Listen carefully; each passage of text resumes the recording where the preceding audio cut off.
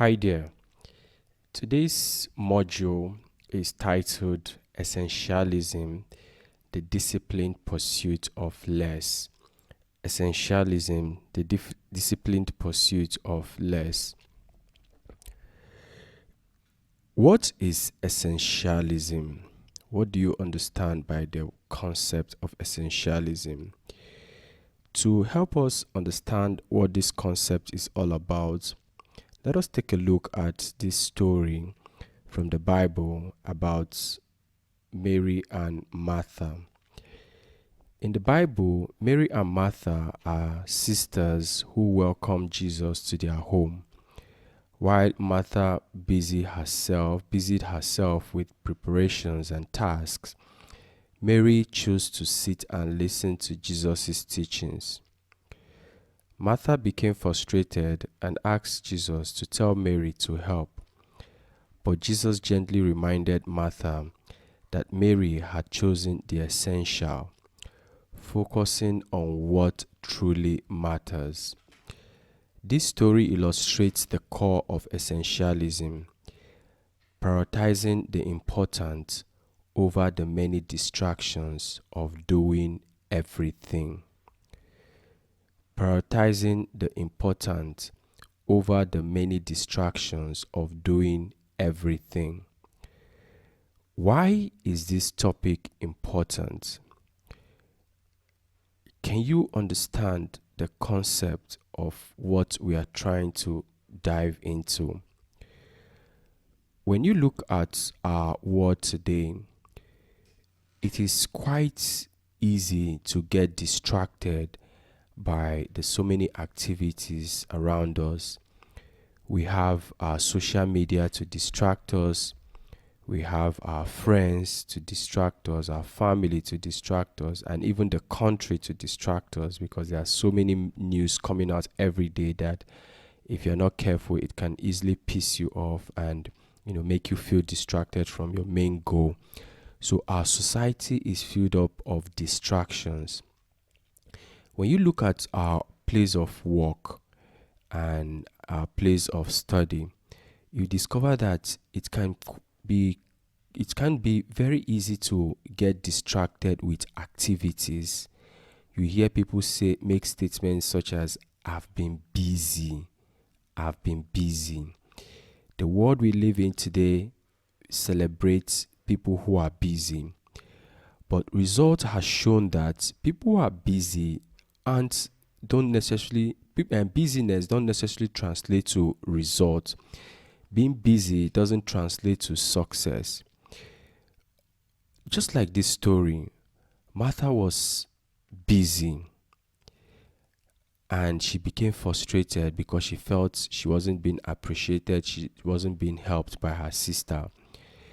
Meanwhile, Mary was just there listening to Jesus, and Jesus told Martha that Mary has chosen the best, the essential thing, and that what Mary heard would never depart from her. That means she got the most important information that she needs to succeed. So when you look at yourself, when you look at your circumstance, when you look at the results you are getting currently in life, when you look at the fact that maybe you are constantly being anxious, overwhelmed, and you're just always confused, and I think that's most of the case with some students and people, they always feel confused because there are so many things vying for their attention. So that's why you hear statements such as I'm busy, I've been busy. So if you are in this situation, it's important that you understand that essentialism is the way out. Essentialism is the way to give yourself higher chances of becoming successful, healthy, and happy. That is, prioritizing the important over the many distractions of doing everything. The core of essentialism. when we talk about essentialism, we've said that essentialism is the disciplined pursuit of less, and it's all about prioritizing the important over the many.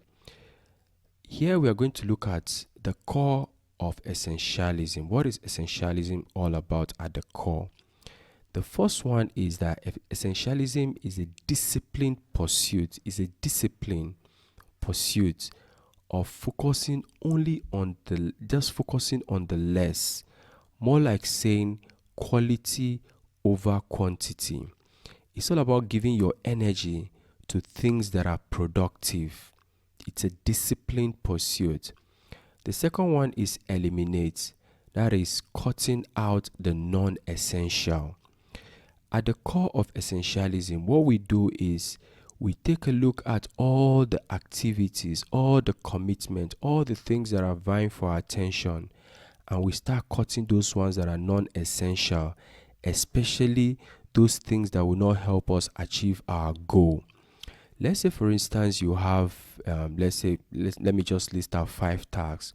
Let's say you have to study for your exam, you have to attend church choir meeting, you have to attend one club meeting, you have to be at the field to coordinate a sporting event. Then maybe the 5th one, you have to coordinate people who are going to cook for your sporting event again. Then when you look at all these tasks, they are very important. But which one is the most important?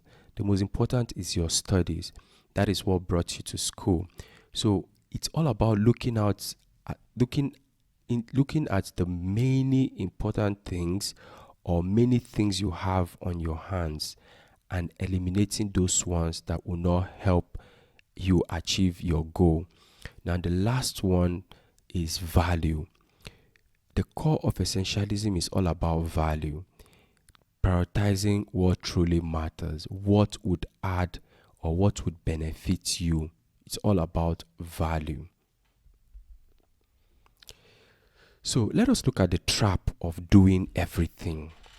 The trap of doing everything. There's this concept nowadays that we can multitask.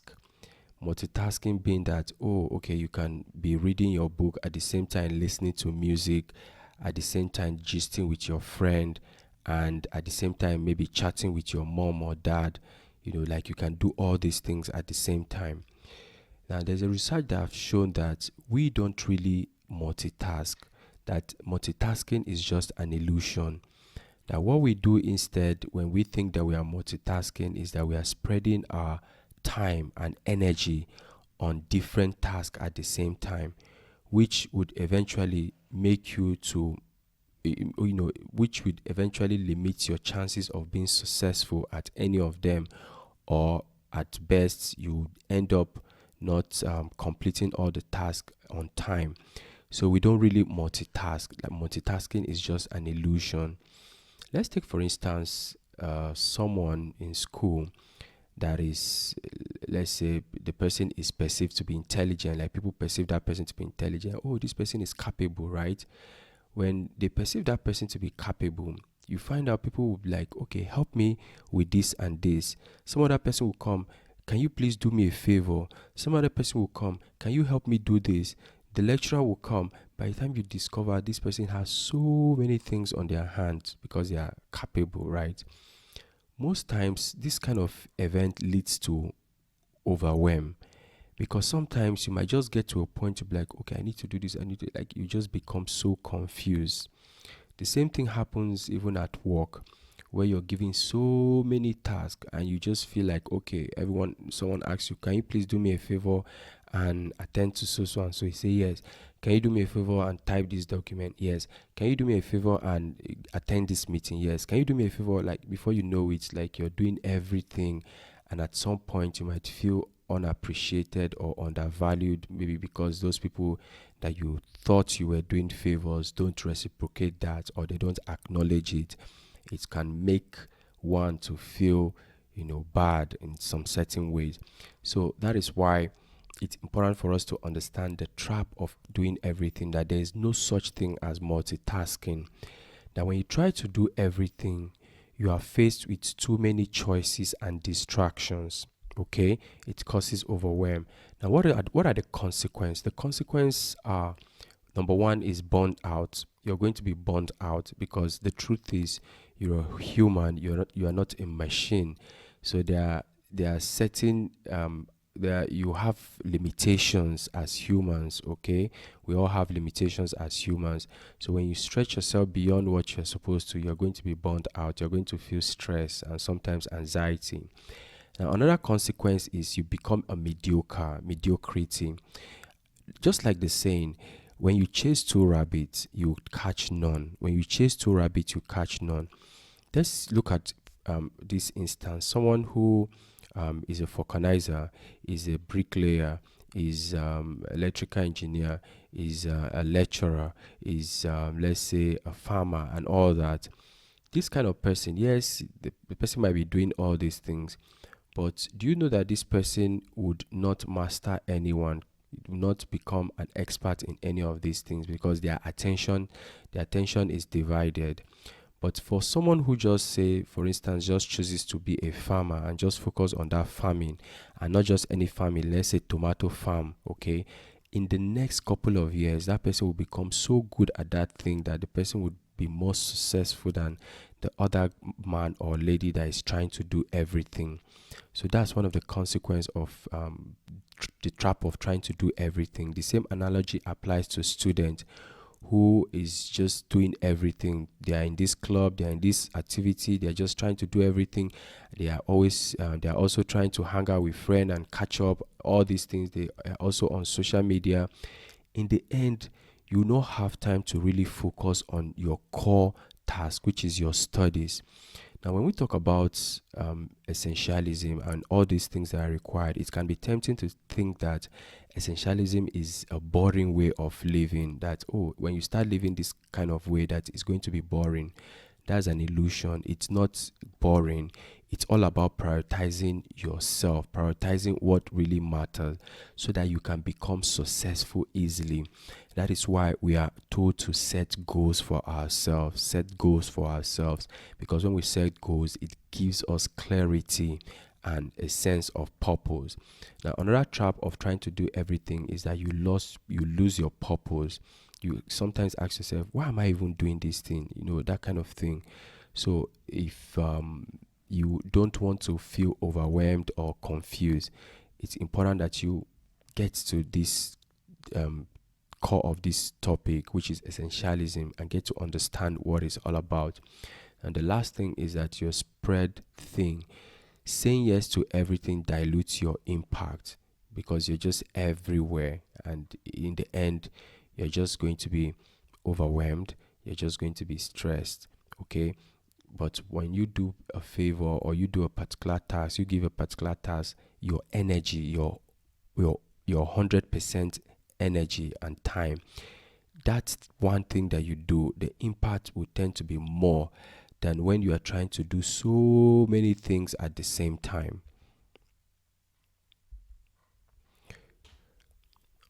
What does it mean to think like an essentialist? Think like an essentialist. Now, for you to be able to think like an essentialist, there are three basic process that is required for you to think like an essentialist. Number one is discern. You need to learn how to discern the vital few from trivial meaning. So at all times, you need to be on the lookout. You need to be looking out, okay, these things I'm doing, are they really important? Are they really important? By the time you keep asking yourself, are they really important? You become aware, you become self-aware. And self-awareness, like we've mentioned in a couple of classes, that it's the key to liberation, that self-awareness is the key to success. Because if you don't know yourself or you don't know what you are trying to change, how would you change that? So that's why self-awareness is important. So you need to learn how to discern, identify the vital few from trivial meaning. Another thing that will help you to think like an essentialist is for you to develop the habit of cutting out the non-essential task and commitment. Always analyzing your life, always taking an audit of what you are doing and pruning those things, those tasks, those commitments that you feel like they don't really matter, and in the long run they won't really contribute to your success or your happiness, as the case may be. So that's another way for you to think like an essentialist. Now the last one is execute. Execute. Creating systems for effortless essential work. What do we mean by that? There's a study that shows that more than 90% of people fail to achieve their New Year resolution because of habits. They fail to achieve their New Year resolution. They said because of lack of goal setting. But the truth is, you can set your goals, but if your habit doesn't support your goals, you're going to fail, because in the end, our habits control the way we live. Take, for instance, for most of us, when we wake up in the middle of the night, the first thing we do is to check our phones. Have you ever asked yourself, why is it that you behave that way? For some of us, we have a routine that we are unconscious of. Now, the reason why it can be difficult for someone to truly change is because because they have certain habits that keeps on reinforcing that thing they want to change. So that's why, as an essentialist, you get to learn how to create systems for yourself so that achieving success becomes effortless. For instance, you want to get a good grade in school. You could start with every 5 a.m. Once it's 5 a.m., you take your book and read for 30 minutes. Every 5 a.m. you take your book and read for 30 minutes, and maybe you just write out what you've learned for that 30 minutes.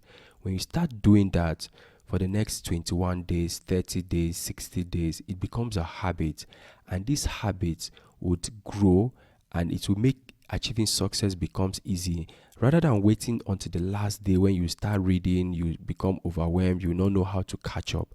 By the time you start reading this way, bite studying, right, it helps reduce complex tasks into smaller chunks. It helps break down the workload so that in the end, by the time it gets to exam, you've already prepared, you've already studied, instead of just trying to study everything all at once, and chances are you're going to have many other modules to study. That would thereby create this sense of stress, worry, and anxiety. Okay, so these are the three things that are required for you to think like an essentialist. So far we've agreed that the path of an essentialist is important in our today's world, that draws our attention, that tries to make us busy, and the busyness is what causes stress and anxiety. So just imagine if we start thinking like an essentialist, start cutting out things that are not important, start saying no to things that don't add to our growth or well-being. Now just imagine how life would look like when we don't have all these distractions, like we can really focus on what we want to do, or the task at hand. We can really focus and achieve what we want. We said one of the ways to think like an essentialist is for us to be able to eliminate things that don't really count. Now, in this module, we are going to talk about how to choose what matters. You see, when we said cutting out things that don't really count, commitment that doesn't really count, it could be quite easy to just say that, but how do you do that? How do you go about cutting the non-essential? So in this part of the module, we are going to talk about how you can do this, choosing what matters. There's this technique called the one thing. If you could only do one thing, what would it be? Just ask yourself, if you could only do one thing right now, what would it be? If out of all these things that are vying for your attention, that is making you not achieve your desired grade or outcome in school, if out of all these things you can just choose only one thing to be doing, what would that be? Is it reading? Is it chatting? Is it hanging out with friends? What would that one thing be? Then you need to understand the 90% rule. The 90% rule. If someone comes to you and say, hey, Mr. Charles or Mr. Onoha, can you accompany me to the hospital? And you know that accompanying you to the hospital, it's like outside of town. And again, you know you have continuous assessment the next day. But because you like to please people, you're like, yeah, maybe you're thinking it's, if it's a 50-50, just say no. Okay? So, but if you cannot say yes up to 90%, then it's a no. If it's not a clear yes, it is a no. So, wherever you find yourself just like 50-50, then just it's a no totally. If you cannot say yes 90%, it's a straight no. Then the last two is trade-offs, understanding the concept of trade-offs. For every yes you say to something, you are saying no to another thing.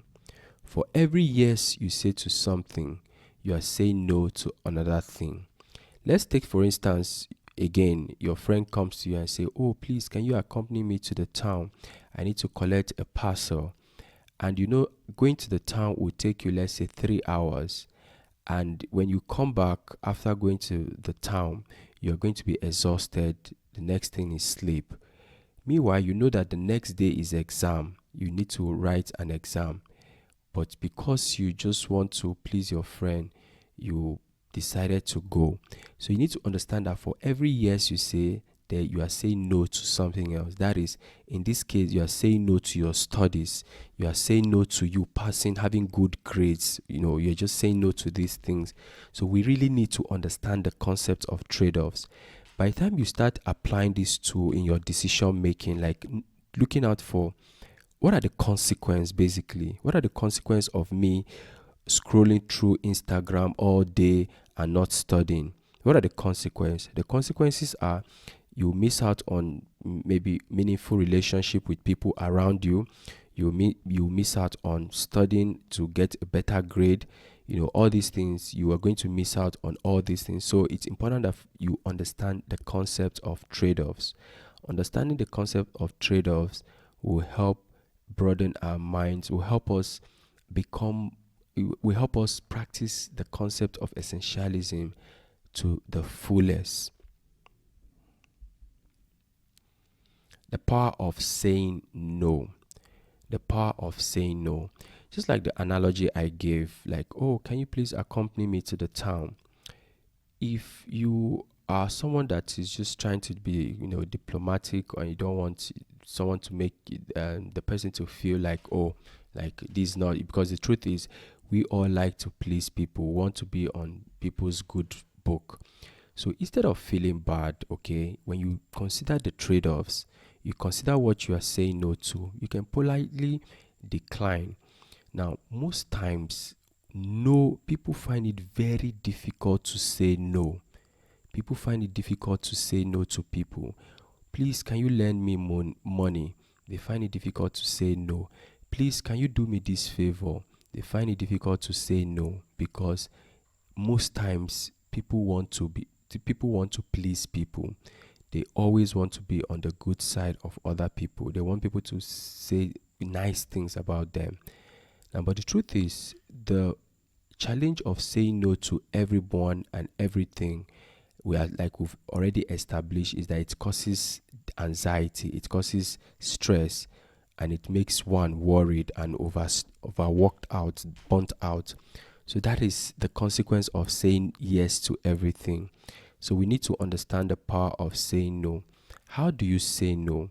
You just, first of all, if someone asks you something that you know that you cannot do, or you at that moment you are not disposed to doing that, you just say, I'm flattered, but I cannot commit right now. Like, oh, please, thank you for bringing this into my notice, but okay, right now I'm busy, but some other time. Then the next thing is always check your priorities. Always check your priorities. By the time you check your priorities, is this thing part of what would help me achieve my goal? Is this thing part of what will make me become a better person? Whatever it is, just always checking your priorities. And when you check your priorities, you see that it's not part of it. You just say, please let me just check. I'll get back to you. Okay, that kind of thing. You go back, you take a reflective moment, think about it, and just tell, man, I've thought about it. I don't think I would want to do that thing, or you get. Then the next one is eliminate distractions. Always we've established cut unnecessary meeting and multitasking. Anything that will not help you grow, you take it out. Just imagine you have exams to read, and your TikTok is calling you out, your Instagram, you're there. You having the ability to say no to this sort of task, say no to this task would what will help you to become successful. Remember, we established that for everything you say yes to, you are saying no to some other thing. And for everything you say no to, you are saying yes to the other thing. So if you say yes to your TikTok, chances are you're not going to study, you're going to be entertained for that moment, but the next day you're going to be faced with your exam. And maybe the next thing that will come to your mind is for you to cheat, as the case may be, it's for you to cheat. So you need to understand that you you need to understand that saying no to things are what will make you to become successful, what will help you to reduce anxiety, stress, and be more focused in our today's world. Try to cut out unnecessary meetings, multitasking, and commitment. So now let's take a look at how to make the essential effortless. When you look at the concept of essentialism, one can easily conclude that this is a boring life. Like living the life of essentialism will take out the fun in life. Like you miss out, it's going to be boring. Now, but the truth is that if you do not achieve success, that is, achieve what you want, you're going to live in regrets, and you might, and at the end of the day, just ask yourself, what have I been doing with my life? What have I been doing with my time? So by the time you get more focused, you streamline out of all these distractions, you identify those things that are way important to you.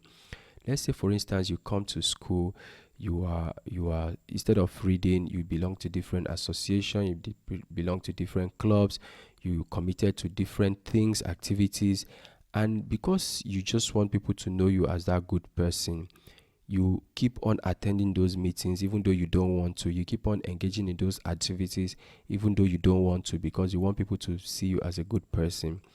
Chances are your academics will suffer, and because you've created that habit of not learning to say no, you keep on doing these things and you keep on getting the same results, and you keep on wondering what's happening. So we need to understand the power of practicing the concept of essentialism, the benefit it gives us. So, but how do we make it effortless? How do we make the concept of essentialism effortless? Okay, come on. If you've been using your TikTok most of the time, like whenever you study, you find yourself scrolling through social media, or you've never you cannot study for 1 hour. It's practically impossible. When they say study, like you've tried so many times to study, but you cannot study for a long period of time. Then how do you all of a sudden cut out these distractions and start studying for a long period of time? These could be questions that might ask ourselves, or feel like, oh, this concept of essentialism will not work out with you, because how, like, you can't do that, you can't study for a long period of time. So for us to solve this problem, or to answer this challenge, or solve this particular challenge, what you need to understand is that previously I established that our habits control our lives. Our habit controls our life. Our habit controls the result that we get. If we understand this basic concept as leaders, or as individuals that are eager to develop ourselves, if we understand that habits control our lives, we can start creating new and empowering habits that will help us achieve a certain goal that we've set for ourselves. One of the ways to do this is to create routines. Create routines. Just like the way when you wake up in the morning, before going to school, you get into the bathroom, you take out your brush, you put on your Macleans, you brush your teeth, you maybe you go to the shower, you take your shower, you clean your body with towel, you go to your wardrobe. The first thing you wear is your pants. Then the next thing is you apply your lotion. These are habits. These are routine. Now, most times we are not aware of this routine. So I'll just give you a little task. Just from today henceforth, just monitor how you operate your routines. Just monitor, for instance, how do you prepare for school every morning? Just monitor the way you do it. You discover that there is a pattern. So if you can understand this pattern, becoming success becomes easy because you can easily engineer yourself to succeed.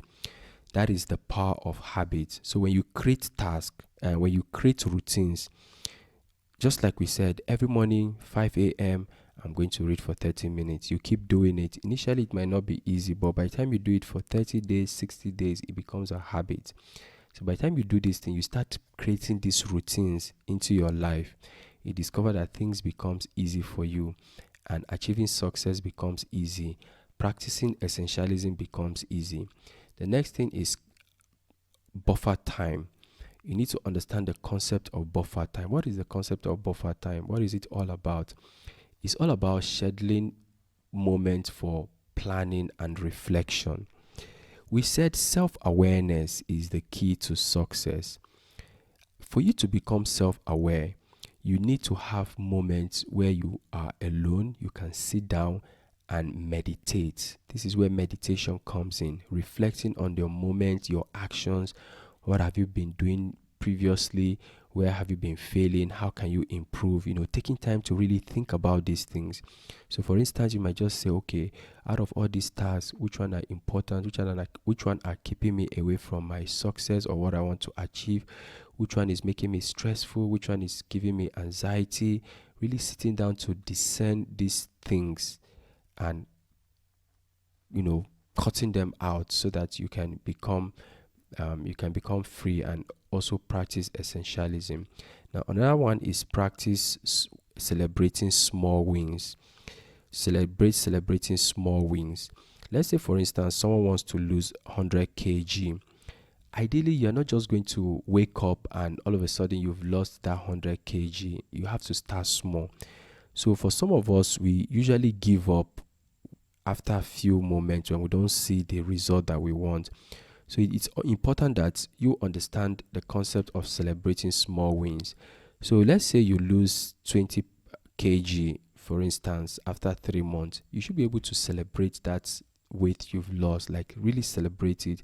And know that if you can do it, if you can get to that 20, that means you can get to 40, you can get to 60, and you can get to 80, and eventually 100. So by the time you start celebrating these small wins, you look forward to the next win. So for you as a student, let's say you want to make a better grade. You could start with, let's say, I'm going to do well in my continuous assessment.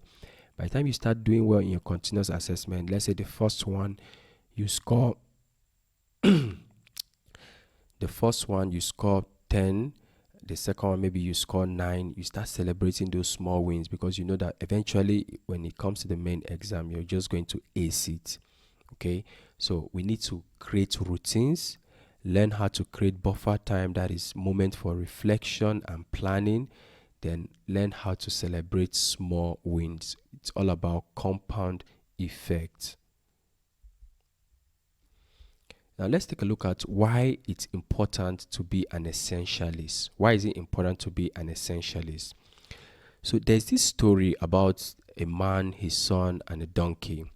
Now usually this story is used for to illustrate the importance of decision making, understand the importance of making a decision and sticking to it, not being controlled by what other people think or would say about you.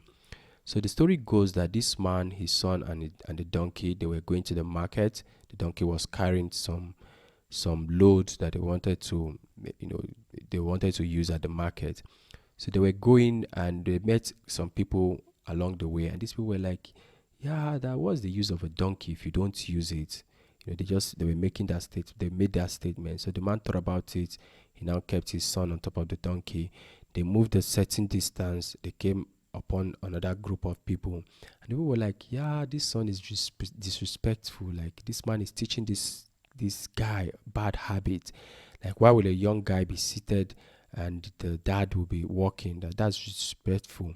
So the dad listened to them, took down the son, and hopped up on top of the donkey. They moved a certain distance again, and people saw them like, damn, this man is cruel. Like, why would he allow this young man to be walking and he's riding the donkey, like old man like him? He thought about it again. He took his son, he kept on top of the donkey, and they both rode on the donkey. They went to a certain village and people were pointing at them, talking. They just noticed people were gossiping. And the man was curious. He now stopped somebody like, yeah, why are people pointing at us and all that? They said, well, people are saying you're a very wicked man. Now look at how you are overburdening the donkey. You are sitting on top of the donkey. Your son is there, coupled with the enormous load the donkey is carrying. Like, what kind of man are you? You're such a cruel man. He thought about it again. He now tied the donkey to a stick, and he and his son, they carried the donkey. So as they were going, they came upon a bridge. On trying to cross the bridge, the son slipped and the donkey fell into the river and drowned. A man coming behind them, met them and said, well, if you try to please everybody, you will please none. If you try to please everybody, you will please none. So if you are trying to do everything, in the end, you are not going to achieve any meaningful result.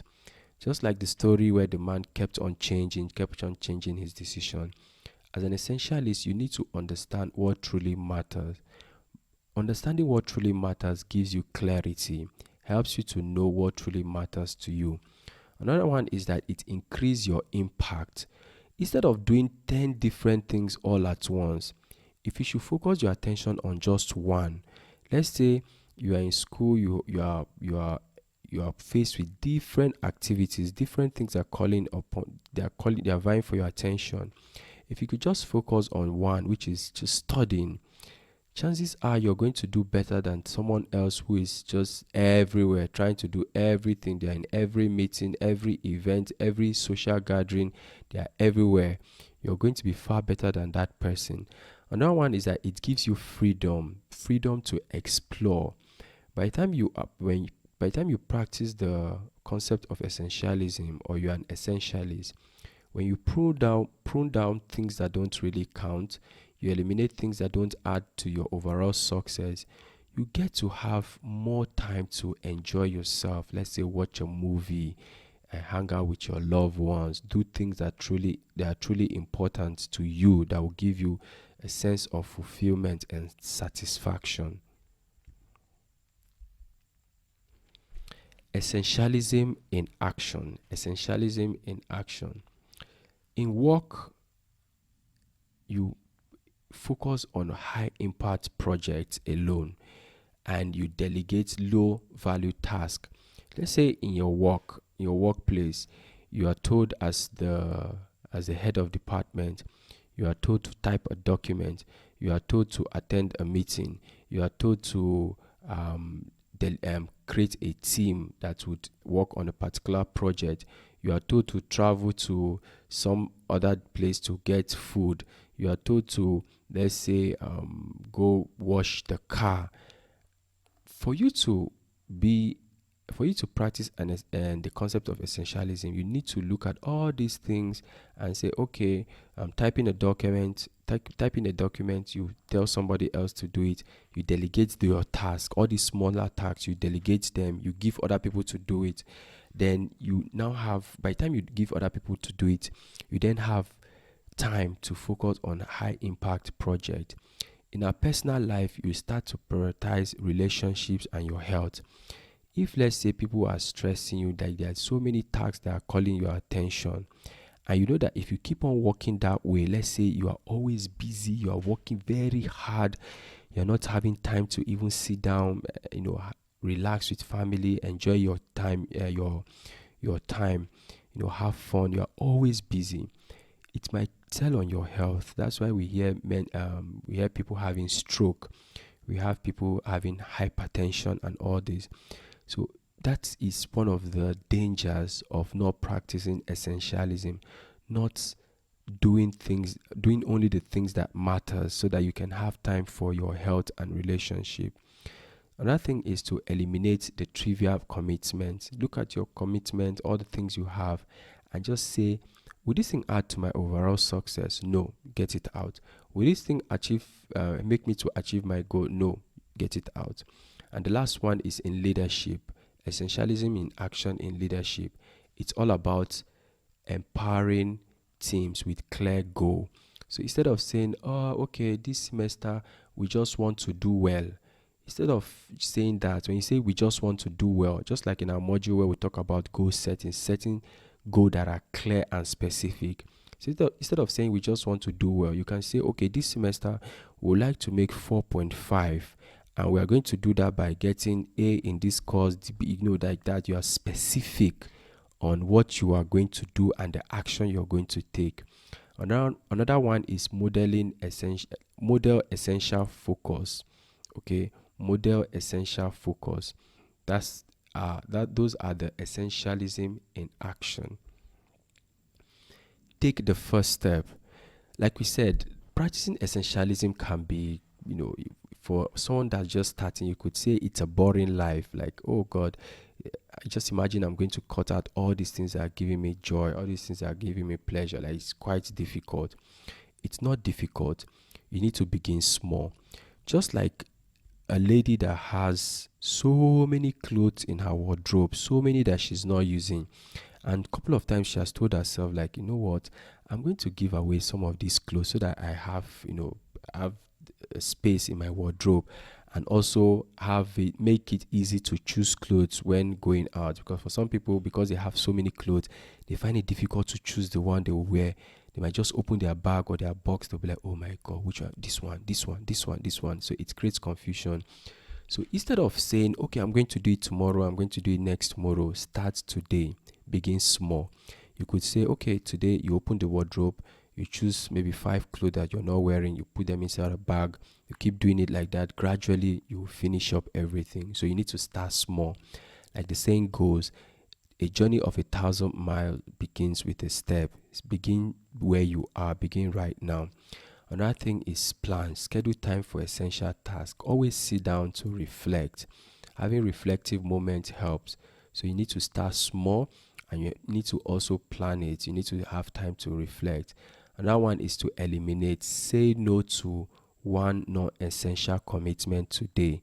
As we are talking, as you've listened to me, just look at all the things that are vying for your attention, the relationships that are not adding value to you, the commitment that are not adding value to you, the meetings that are not adding value to you, those tasks that are not adding value to you. Looking at all these things, and just choose one and say no to these things. That I'm not going to do this thing anymore. Start small, plan, and start now. Choose one today and eliminate. Another one is to reflect. Identify your top 3 priorities.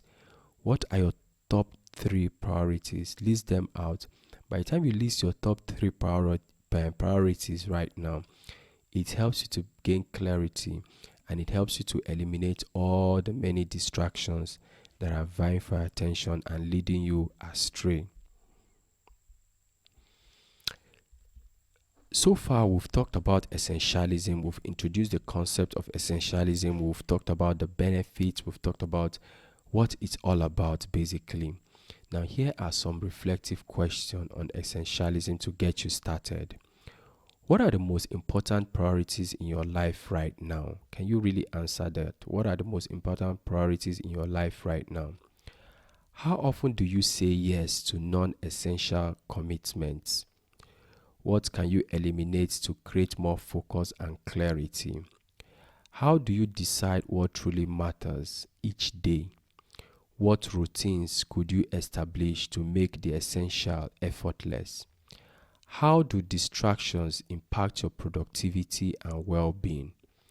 What first step can you take today to practice essentialism? Now, leave your answers in the comment section below. Let us get to learn from you. If you have any question, observation, or suggestions, also leave them in the comment section below. Thank you very much for listening. And if you haven't subscribed to this channel, subscribe right now so that you can stay updated on more great content. Thank you very much and have a wonderful day.